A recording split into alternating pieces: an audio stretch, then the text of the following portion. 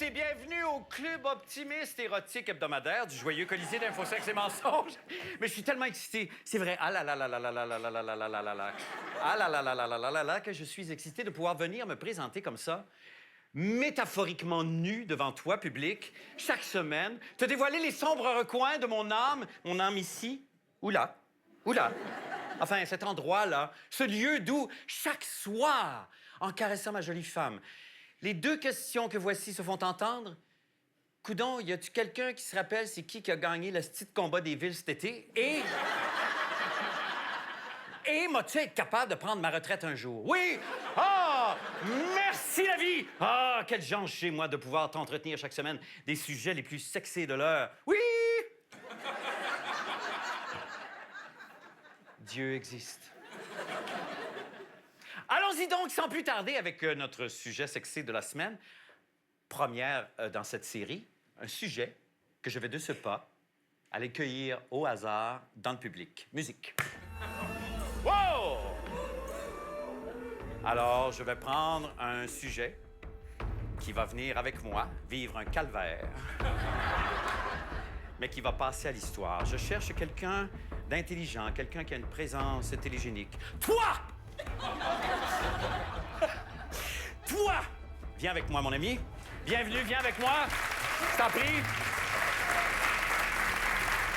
Je t'en prie, assieds-toi ici. C'est bon, sois là. OK. OK. Là, Buddy, tu parles pas, OK? Tu dis rien, OK? Tu réponds juste par oui ou par non parce que t'as pas de microphone. Alors, tu peux pas parler, tu peux pas me répondre. Si je te pose une question, tu fais oui ou tu fais non, OK? Et tu t'appelles Cédric, OK? Parfait. Mesdames et messieurs, accueillons donc chaleureusement Cédric qui personnifie notre sujet sexy de la semaine. Alors, Cédric va personnifier notre sujet de la semaine, la retraite. Es-tu sexy content, Cédric, de parler de ça? La retraite. Cédric, ça paraît pas, mais Cédric a 30 ans. Et Cédric rêve de prendre sa retraite à 58 ans pour déménager à Bicoline. Mélanie, s'il te plaît? Alors, juste... Cédric est excessivement mal à l'aise. Je vais te demander de mettre ça, de garder ça et d'avoir une petite épée en mousse comme ça. Alors oui, on sait que ça a toujours été ton rêve, même si t'es mal à l'aise, là, Cédric. Et puis, ton épée en mousse te porte chance, en tout cas. Alors, comme plusieurs d'entre vous, et que plusieurs d'entre vous et de son âge, Cédric est le fier détenteur d'un REER, je pense, de quelques CELI et de 2 VHS qu'il pense revendre à fort prix dans un punch-up de hipster.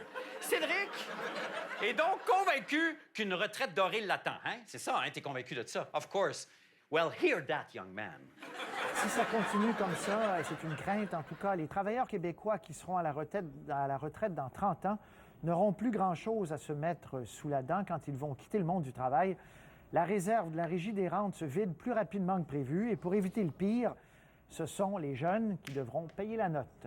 Aïe, aïe, aïe, aïe, aïe, aïe, aïe, hein, Cédric? Hey, planifiais-tu vouloir te loger, toi, à la retraite? Est-ce que manger, c'est encore bien important pour toi, à la retraite, ça? Alors, il y a pas mal d'affaires qui empêchent Cédric d'avoir une retraite dorée, comme la crise économique de 2008, entre autres. Alors, pour ceux qui ne s'en souviennent pas, voici la réaction de quelqu'un qui regardait combien il lui restait dans ses investissements en 2008.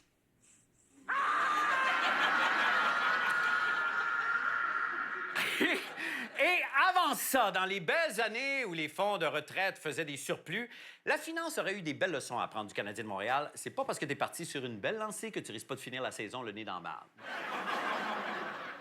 C'est pour ça que vous voyez des policiers en pantalon de clown un peu partout à travers le Québec depuis 106 ans. Parce que les gestionnaires de régime, les gouvernements, les syndicats et les entreprises ont promis aux futurs retraités de la fonction publique des conditions qui sont impossibles à respecter aujourd'hui. Des cotisations trop basses, des rentes élevées, une retraite à 12 ans et une cargaison d'avocats parfaitement mûrs chaque semaine et 2 massages de pieds au son d'un concert d'Ima. C'est ça qu'on promettait. C'est ça qu'on promettait. T'es un excellent public. J'adore ce que tu fais. T'aimes-tu ça, le kale, toi, Cédric? Oui, t'aimes ça. Il adore le kale. Ben, à force de manger du kale, Cédric, tu vas probablement vivre jusqu'à 108 ans. Tu mourras plus jamais. Ça va te faire une retraite de 40 ans qui va te demander beaucoup plus d'argent que la courte retraite qu'a eu Ronald. Ronald, parenthèse ici. Ronald, c'est l'oncle de Cédric, qui a travaillé toute sa vie dans une mine d'amiante, qui fumait à chaque pause un paquet d'exporté menthol, Et dont la retraite s'est résumée à tousser 2 fois de suite avant de passer le paquet à gauche. Alors, vite, Cédric, lève-toi debout. Lève-toi debout. Regarde par là. Regarde ça. Oh! Ronald! Que Dieu ait ton âme! Et que ta veuve ait ta honte! C'est bon, assis-toi, c'est fini. Alors, et pour ajouter...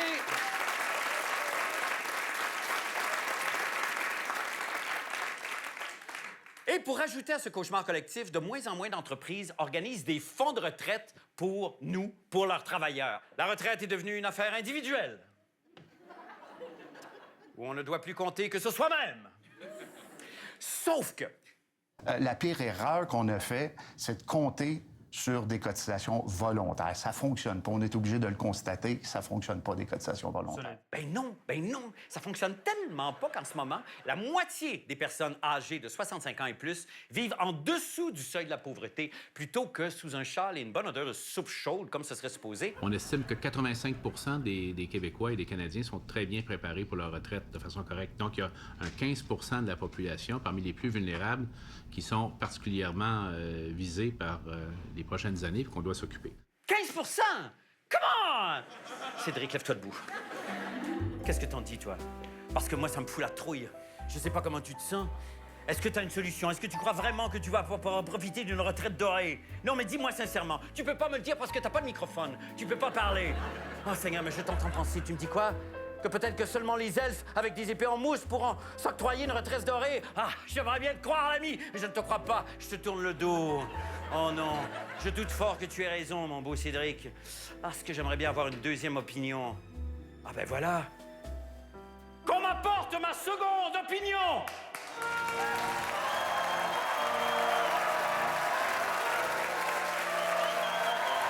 Oh, Monsieur Sir Gérald Filion!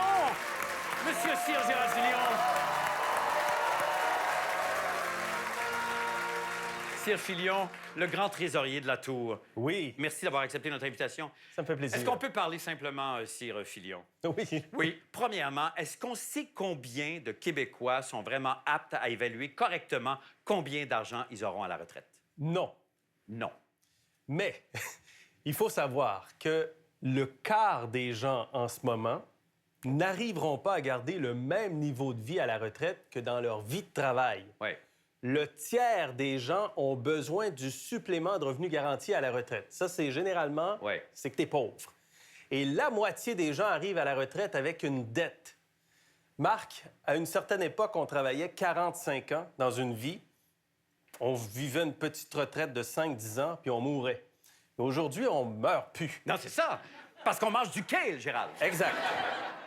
Alors, on travaille moins, 35-40 ans. On vit pendant 20 ans, Ouais. puis on va avoir des épargnes avec des taux d'intérêt en ce moment qui sont à 0 Ah oui.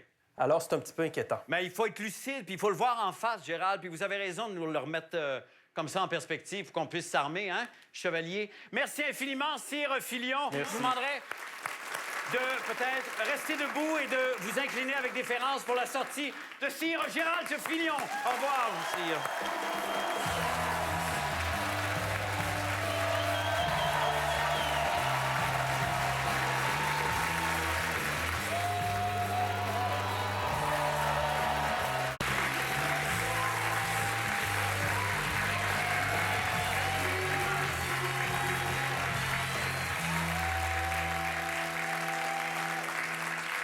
Rebonjour, quelle jolie joie de vous voir encore là. Moi, je déborde de bonheur parce que moi, je vais vous le dire, je suis vraiment ce qu'on pourrait appeler un homme d'automne. Je suis comme ça, moi, un homme d'automne. Ceux qui me connaissent m'appellent d'ailleurs Fall Man. Partout à Saint-Lambert, quand je les croise, les voisins hurlent « Is it a bird? Is it a plane? No! It's Fall Man! » Mon super pouvoir, c'est de devenir rouge puis de tomber d'un arbre. Pourquoi ai-je la flore de si de bonne humeur, me demandez-vous? Parce qu'à l'automne, moi, je refais comme nos ancêtres, les grands singes. Je me nourris simplement, là, vraiment simplement, comme au début des temps, quand les grands singes mangeaient ce qu'ils trouvaient à portée de main et fonctionnaient par essai-erreur. Alors, cela dit, avec les années, évidemment, et l'ouverture du premier drive-thru, à peine un jet de pierre de la grotte de Lascaux. Se nourrir est devenu de plus en plus complexe. Hein? Juste se garder en vie n'est plus assez spectaculaire. Là, il faut maintenant que chaque repas, en plus de procurer du plaisir à son palais, remplisse des fonctions antioxydantes, détoxifiantes et dignes d'être bloguées à propos de... Ce qui fait que pas moins de 88 des adultes québécois se disent très préoccupés par leurs habitudes alimentaires. Et il y a un monsieur qui s'appelle Claude Fischler, un anthropologue français, manifestement, il a l'air d'un anthropologue français, qui a mis un mot là-dessus il y a 20 ans. On souffrirait, semble-t-il, de cacophonie nutritionnelle. Oh oui... Oui, c'est ça. C'est émouvant de dire ça pour moi parce que cacophonie nutritionnelle, ça, c'est le petit nom que me donne ma femme lorsqu'on rentre après un souper à la cabane à sucre du pied de cochon. Mais je m'égare, je veux pas parler de ça, puis je me livre trop. Garde ton mystère, Marc! Garde ton mystère!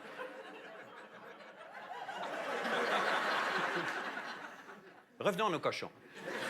Trop de choix nutritionnels, donc, s'offrent à nous, et c'est très dur maintenant de choisir entre la pose rassurante et coquine de Marie-Lou 3 fois par jour, la rockstar attitude de l'imminent Dr Béliveau, ou la coupe de sexy douchebag du chum de Patricia Paquet. Et moi, je vais vous avouer quelque chose. Moi, je suis complètement et sincèrement cacophonie nutritionnellement. Quand on tente de me faire passer ceci... Suivez-moi, je vais vous montrer. Merci, Mélanie. Quand on tente de me faire passer ceci pour une saucisse... Ça! Une saucisse? What? Come on! Ça, c'est pas... Ça... Là, je m'excuse, je suis cacophonie, je comprends plus rien. Parce que ça... Bon, ça, c'est la recette des saucisses vegan, sans gluten ni lactose, de Jacinthe René. Alors... Non, mais Jacinthe, je l'adore. Jacinthe est une réussite esthétique. Et... Non, tu sais, il faut dire les choses. Et une femme pétante de santé. D'ailleurs, c'est ce qui nous arrive tous quand on a une diète riche en légumineuses. Mais là, Jacinthe... Jacinthe. Salut, Jacinthe. Alors, Jacinthe, toi qui es si esthétiquement réussi et riche en légumineuses, est-ce pertinent d'appeler ça une saucisse? Ça, là, c'est parce qu'on a fait exactement comme sur la photo de ton site. Et je m'excuse, mais foi de bonne foi, excuse me, c'est pas une saucisse, ça, Jacinthe. Je m'excuse, j'ai plus de repères. Ça a l'air de... C'est pas une saucisse. Une saucisse, ça a l'air d'un skate, ça a pas l'air d'une poque. Là, ça a l'air d'une poque. Si seulement j'avais, je sais pas, toujours près de moi, une ou deux personnes, des figures d'autorité là, qui pourraient peut-être m'aiguiller puis m'accompagner dans tous mes déplacements pour me dire de quoi que c'est que ce que je mange, de quoi c'est que ça goûte. Mon Dieu, que je viens d'avoir une illumination. Ça y est. Oui, que l'équipe d'ingénierie de Radio-Canada tasse mon sexe. Oh, yes,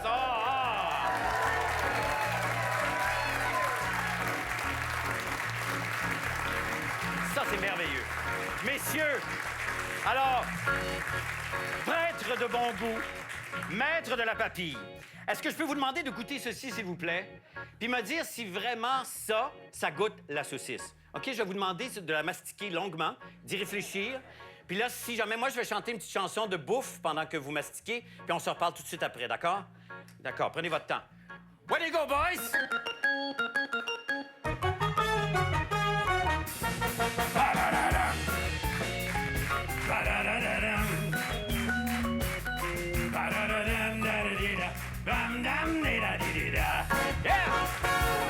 Des cornichons, de la moutarde, du pain, du beurre, des saucissons, des confitures et des œufs durs, des cornichons. Puis, ça... Est-ce que, sincèrement, ça goûte la saucisse? Je le savais. Merci infiniment, je le savais. Merci, c'est-tu merveilleux, ça, d'avoir deux personnes de bon goût qui savent exactement, mais c'est ça. C'est le fun d'avoir ça toute la journée de même. C'est comme des bastilles de bon goût quand tu rentres à la sac. C'est le fun, tu t'en vas voir des gens, tu leur dis c'est-tu bon, puis ils disent oui ou non. C'est tout simple de même. C'est pas trop demandé d'avoir deux grands maîtres là, qui rayonnent à travers le monde pour nous dire qu'est-ce qu'il faut. En tout cas. Cela dit, il faut reconnaître quand même que dans la plupart des cas, les gourous alimentaires sont bien intentionnés, même plutôt, dans le fond, et franchement inoffensifs. N'empêche qu'on est tellement submergé de conseils qui sont peut-être pertinents pris un à un, mais qui, pris tous ensemble, peuvent être contradictoires. Puis si t'es une des ados sur 3 au Canada qui a de la misère à gérer ton rapport avec la bouffe, ça peut devenir carrément dangereux de te faire dire, par exemple, que ça Ça a de l'allure pour ta santé. Hey! Ça, je m'excuse. Ça, là, pour ceux qui ne savent pas, c'est un detox kit que Gwyneth Paltrow vend sur son site pour 169 US. 169 piastres pour te détoxifier. Mais moi, je sais pas. Moi, laisse-moi te dire que pour 169 US, je viens personnellement chez vous te mettre un doigt dans la gorge. Puis je viens te livrer un lifetime supply de saucisses en forme de POC. C'est ça. Non, vraiment. Non, mais là, pour revenir sérieusement à la chose, on est exigeant comme c'est pas possible envers nos médecins. Mais là, on est prêt à suivre, les yeux bandés, les conseils d'une personne qui nous dit ceci. Quand on boit un jus à jeun, on offre directement à toutes nos cellules les vitamines, les minéraux, les nutriments dont elles ont besoin pour fonctionner. Elles n'ont pas besoin de digérer. Notre organisme n'a pas besoin de digérer pour les absorber.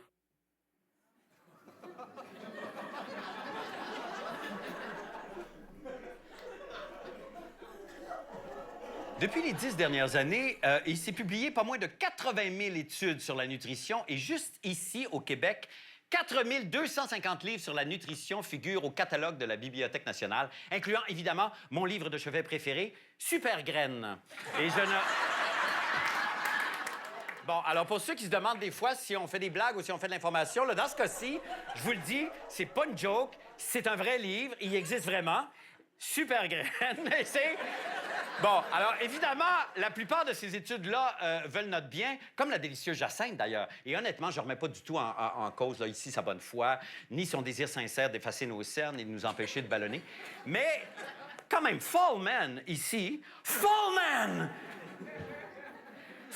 doute qu'il soit bénéfique à tout le monde de s'alimenter comme la belle Gwyneth avec seulement du sirop d'érable avec du piment de Cayenne pendant 10 jours. Pas sûr de ça. J'en discute avec ma régisseuse Mélanie, qui, en plus de consacrer sa vie à agiter ses mains derrière la caméra pour faire du langage de bateau à France Baudouin et à moi le samedi, est aussi spécialiste nutritionnelle et je vous reviens avec une solution éclairée. À tout de suite, restez là, s'il vous plaît. Merci beaucoup, Mélanie.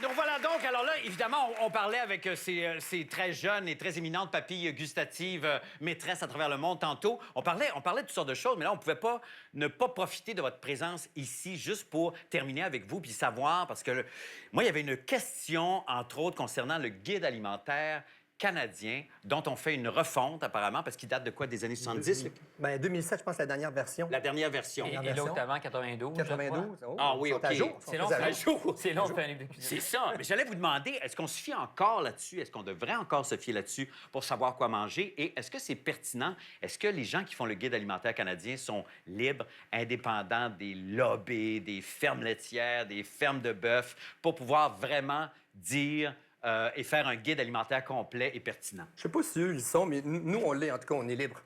Vous êtes Nous, libre. on est libre. Eux, je le sais pas. Mais je pense qu'il faut en quelque part aussi dans la vie qu'on s'écoute aussi. Il y en a qui prennent des produits laitiers, des yogourts, ils filent mal.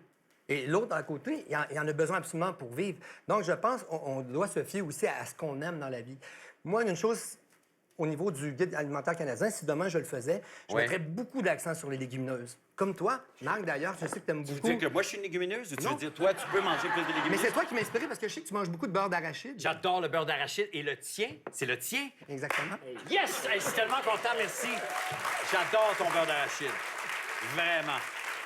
Ah non, il est vraiment bon. Puis, Normand, toi, si on allait à ton guide alimentaire canadien idéal, ça serait lequel pour toi? Ben lui, je peux pas le dire parce que je le connais pas. Il paraît, j'ai déjà entendu parler, mais je connaissais pas, je m'arrête pas à ça. OK. Mon guide alimentaire, pour moi, ça date des années 60-70. C'est C'est le à la quoi? mode aujourd'hui de manger local, mais lui, en 60-70, Paul Bocuse, il cuisinait local. Moi, je dis toujours que quand tu vas chez le voisin, tu vois mettre du pétrole, ses carottes, ben tu manges pas ses carottes. Ouais. Mais il faut aller avec son feeling, mais de manger local, pour moi, c'est la réussite, puis de s'informer. Messieurs, c'était juste te faire un clin d'œil. Merci infiniment d'avoir accepté de rester plaisir. jusqu'à la fin. Profitez bien de votre soirée, profitez bien de votre vin, continuez à être aussi géniaux. Merci, on se laisse là-dessus. Merci. Vraiment, c'est bon. Nous, on se revoit la semaine prochaine. Alors, d'ici là, restez informés, soyez sexés. Et si vous me mentez, mentez-moi avec beaucoup de gras saturé. À la semaine prochaine, tout le monde, merci. Il y a presque plus d'une semaine sans que de nouvelles études ne viennent vanter les effets bénéfiques de certains aliments. Le jus vert fait la différence. C'est une assurance santé. Le jus vert offre les nutriments qu'on a besoin directement. L'aspartame, ça a été l'objet d'un débat. Est-ce que c'est mauvais, est-ce que c'est pas mauvais? Donc, ce n'est plus mauvais, là, c'est bon. Le blé entier, il faut éviter ça. Je mange que ça, puis j'en mange 10 Le pain 12 de sans blé parler. entier, c'est pire que le pain blanc. L'heure est maintenant aux produits sans gluten. La viande rouge augmente le risque de cancer de façon extrêmement importante. Le cholestérol, c'est le précurseur des hormones stéroïdes, donc des hormones sexuelles. Donc pas de cholestérol. Pas de cul.